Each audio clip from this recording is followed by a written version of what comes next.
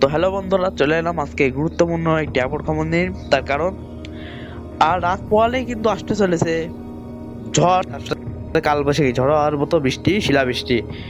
তো আমরা ইতিমধ্যে দেখতে পাচ্ছি ভূগোল চিত্রের মাধ্যমে যে আমাদের ভারতবর্ষ বাংলাদেশ পরিষ্কার থাকলেও বাংলাদেশের পশ্চিমবঙ্গে দক্ষিণ অঞ্চলে ভের কিন্তু মেঘের আনাগোনা শুরু হয়ে গেছে। মানে বিভিন্ন অঞ্চলে কিন্তু বৃষ্টি শুরু হয়ে যাচ্ছে, আর কয়েক ঘন্টার পরেই বৃষ্টি শুরু হতে পারে এবং আগামীকাল থেকে জোরদার বৃষ্টি হওয়ার সম্ভাবনা আছে বাংলাদেশ ও পশ্চিমবঙ্গের বিস্তীর্ণ এলাকায়।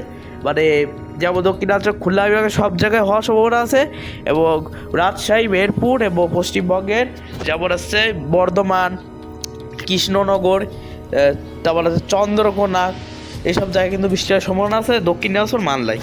তো বন্ধুরা, নিয়মিত আবহাওয়ার খবর পাওয়ার জন্য অবশ্যই লাইক কমেন্ট শেয়ার করবেন, আমার ভিডিওটা লাইক কমেন্ট শেয়ার করবেন, কৃষক ভাইদের জানিয়ে দেবেন এবং সাবস্ক্রাইব করে অবশ্যই কিন্তু আপনারা পাশে থাকবেন। তো আমরা সর্বপ্রথম তাপমাত্রা মোটে নিচে দেখাবো, তারপরে আমরা বৃষ্টির খবরে ফেরবো ইনশাআল্লাহ।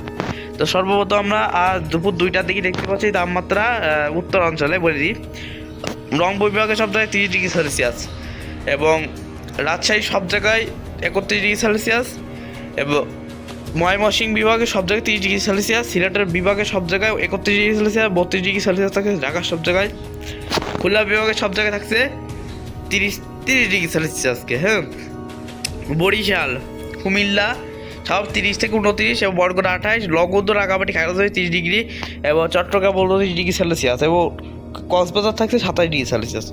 তো পশ্চিমবঙ্গের যেমন এই যে দক্ষিণ দিনাজপুর, শিলিগুড়ি 31, আলিপুরদুয়ার, বনগাঁ, গুয়াহাটি, শিলং 21 এবং 30, এবং পুরুলিয়া, বগলপুর, মালদা 31, 32, দেওঘর, ধানবাদ এবং দুর্গাপুর, কৃষ্ণনগর, কোলাঘাট, কলকাতা 31, 32, হুগলি, চুঁচুড়া, কলকাতা, খড়গপুর, হলদিয়া এবং দীঘার দিকে 33°C তাপমাত্রা থাকার সম্ভাবনা আছে। আজ রাতে সর্বোচ্চ তাপমাত্রা কত হবে? আজ রাতে সর্বনিম্ন তাপমাত্রা হবে বন্ধুরা, মোটামুটি বলা যায় যে সারা বাংলাদেশে, আমি এক কথায় বলে দেবো আজকে সারা বাংলাদেশে কত থাকতে পারে। মোটামুটি আজ সারা বাংলাদেশে মোটামুটি ওই ধরুন 21 থেকে 20°C, মানে 21 থেকে 22°C হয়ে থাকবে সর্বোচ্চ তাপমাত্রা, এবং পশ্চিমবঙ্গের বিভিন্ন জায়গায় থাকতে পারে 20 থেকে 25°C ঘরে, এবং আগামীকাল সর্বোচ্চ তাপমাত্রা ওই একই, কালকে আগামীকাল বেশি সম্ভাবনা আছে বলে 1-2 ডিগ্রি করে কমবে, পতন হবে, এবং 12 তারিখেতে বন্ধুরা তাপমাত্রা লাফায় লাফায় বাড়বে। যেমন এই যে 35-37 ডিগ্রি কলকাতায় চলে আসতেছে বন্ধুরা। 13 তারিখ কিন্তু বেশ ভালো গরমের দিকে আমরা পা রাখতে চলেছি বন্ধুরা। এই যে হুগলি 37-38°C, মানে মৃদু তাপপ্রবাহ 13 তারিখ একদিনের জন্য শুরু হয়ে যাবে, তারপরে আবার কাল বৈশাখী প্রচণ্ড ভয়াবহ বৃষ্টির সম্ভাবনা আছে। যাই হোক, এবার আমরা চলে যাবো বৃষ্টির বোর্ডে, তারপরে আমরা আবার বঙ্গোপসাগরের অবস্থা সম্পর্কে যাবো, যে বঙ্গোপসাগরের অবস্থা কেমন দেখতে পাবো। তো সর্বপ্রথম আমরা বৃষ্টির বোর্ডে নিয়ে যে দেখাই বন্ধুরা, আজ 8 মার্চ রবিবার, সাল 2026, এবং দেখতে পাচ্ছি আজ দুপুর থেকে বিকেলের মধ্যে বাংলাদেশে পিরোজপুর, বরগুনা, শ্যামনগর, সাতক্ষীরার দিকে বৃষ্টিপাত হতে পারে, হালকা পাতলা, সম্ভাবনা খুবই কম। পশ্চিমবঙ্গে হুগলি, চুঁচুড়া, কৃষ্ণনগর, কলকাতা, কোলাঘাট, হলদিয়া এবং নামখানা, ফেজারগঞ্জ এবং দীঘা, জলেশ্বর, বালেশ্বর এবং বিড়িপাতার দিকে হালকা বজ্রপাত সহ হলেও বৃষ্টি হতে পারে, সম্ভাবনা খুবই কম, এবং ধীরে ধীরে ওটা উত্তর দিকে অগ্রসর হবে। এবং আগামীকাল 9 তারিখ বন্ধুরা, 9 তারিখ কিন্তু বেশ ভালো কালবৈশাখী মেঘ তৈরি হবে ভারতে বিহারের পশ্চিমবঙ্গে, যেমন সাগর, দুলান, দক্ষিণ দিনাজপুর, বেরমপুর, মাল্লাপুর, দমকা, কুদিনাথ, আসানসোল, সালার, তারপর থেত্তা আছে, বোলপুর, কৃষ্ণনগর, বর্ধমান, পরবর্তীতে হুগলি, চুঁচুড়া, কলকাতা, এবং পরবর্তীতে মধ্যরাত্রে বাংলাদেশের এই যে ঝিনাইদহ, মেহেরপুর, রাজশাহী, লোহাগাড়া, তারপরে যশোর, ভাঙুড়া, সাতক্ষীরা, এসব জায়গায় কিন্তু বেশ ভালো কালবৈশাখী যাওয়ার সম্ভাবনা আছে রাত্রে। সন্ধ্যা থেকে রাত 9টার দিকে দেখতে পাচ্ছি আমাদের বাংলাদেশ বর্ডার ঘাটে প্রবেশ হচ্ছে, যেমন এই যে রাজশাহীর দিকে শুরু হয়ে যাবে কালবৈশাখী দাপট, এবং দৌলতপুর, ভাগাতে এবং গেদে, তারপর হচ্ছে চুয়াডাঙ্গা, এবং রাত 12টার দিকে ধীরে ধীরে অগ্রসর হয়। ঠিক এই যে বাংলাদেশের খুলনা, সাতক্ষীরা, যশোর, পশ্চিমবঙ্গে কৃষ্ণনগর, হুগলি, চুঁচুড়া, এবং বাংলাদেশের পাবনা, সিংড়া, রাজশাহীর দিকে। পরবর্তী মধ্যরাত্রে হয়তো ঢাকার দিকে নেওয়া যেতে পারে, তবে নতুন করে বৃষ্টিপাতের সম্ভাবনা তৈরি হতে পারে মধ্যরাত্রে, এবং সকাল মূলত সকালে জয়পুরহাট এবং নয়াগাঁও, এবং এখানে তারপরে নিয়ামাতপুর, রোহানপুর, তারপরে আছে চাঁপাইনবাবগঞ্জের দিকে বেশ ভালো কালবৈশাখী ঝড়ের সম্ভাবনা আছে, ঝড় হবে, শিলাবৃষ্টি হবে, ক্ষয়ক্ষতি হওয়ার সম্ভাবনা আছে। পরবর্তীতে এটি সকালের দিকে আমরা দেখতে পাচ্ছি বাংলাদেশের ঢাকা, কুমিল্লা, হোমনা, দোহার, ভাঙ্গা, কাশিয়ানী, নড়াইল, গোপালগঞ্জ, তারপরে আছে আগাইলঝাড়া, খুলনা, যশোর এবং জিনেদা, পাবনা, পশ্চিমবঙ্গে থেট্টা, কৃষ্ণনগর, বর্ধমান এবং বোলপুর, আসানসোল এবং হুগলি, চুঁচুড়া, কলকাতা দিকেও বৃষ্টি হতে পারে বজ্রপাত সহ। দুপুর 2টার দিকে এটা পরিমাণ হয়তো বাড়বে।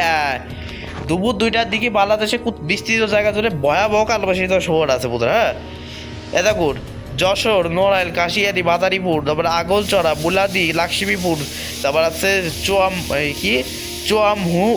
চুয়ামহানি, তারপরে ফেনী, তারপরে বেলুয়ানা, কুমিল্লা, ব্যাপার আছে ব্রাহ্মণপাড়া, তারপরে নারায়ণপুর এবং লোহাগঞ্জ, নারায়ণগঞ্জ, ঢাকা, নরসিংদী, সিলেটের দিকে হয়তো বৃষ্টিপাত হবে পরে, এবং শেরপুর, শাইলকুপা এবং গাজীপুরের দিকে বজ্রসহ কালবৈশাখী ঝড় সম্ভাবনা থাকছে। বরিশাল, বরগুড়ার দিকে, বহপড়া এবং কুমিল্লা, লগদ রাঙামাটির দিকে বজ্রপাত সহ বেশ কালবৈশাখী ঝড় সম্ভাবনা থাকছে আগামীকালকে।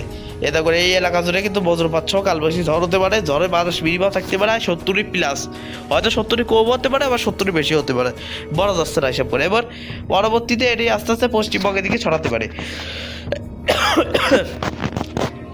এই বৃষ্টি হওয়ার মূল কারণ হলো আমাদের বঙ্গোপসাগরে বড় একটি অ্যান্টিসাইক্লোন তৈরি আছে, যার ফলে বিস্তীর্ণ জায়গা জুড়ে বৃষ্টি হওয়ার সম্ভাবনা আছে। আগে 11 তারিখে দেখতে পাচ্ছি বাংলাদেশের লোহাগাড়া, যশোর, ঝিনাইদহ, ফরিদপুর, রাজশাহী, পশ্চিমবঙ্গে বেরমপুর, তারপরে মালদা এবং নয়াগাম, বগুড়া, বালুরঘাট, গাইবান্ধা, পরবর্তীতে ঢাকার পশ্চিমবঙ্গ, ফরিদপুর, হোমনা, আগরতলা, সিলেটের দিকে ভয়াবহ বৃষ্টিপাতের সম্ভাবনা আছে 11 তারিখে।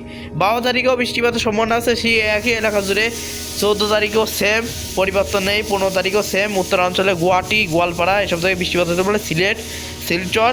16 তারিখের দিকে এখানে বজ্রপাত হতে পারে, যেমন এই যে বোলপুর, বাঁকুড়া, আসানসোল, কৃষ্ণনগর, বর্ধমান, বাংলাদেশের পাবনা, ঝিনাইদহ আছে, এগুলো এখানে কিন্তু বজ্রপাতে মেঘ তৈরি হতে পারে, যার ফলে বৃষ্টিপাত হতে পারে। বজ্রসেল আছে এখানে, বজ্রসেলা এই এলাকা জুড়ে কিন্তু বজ্রপাত হতে পারে।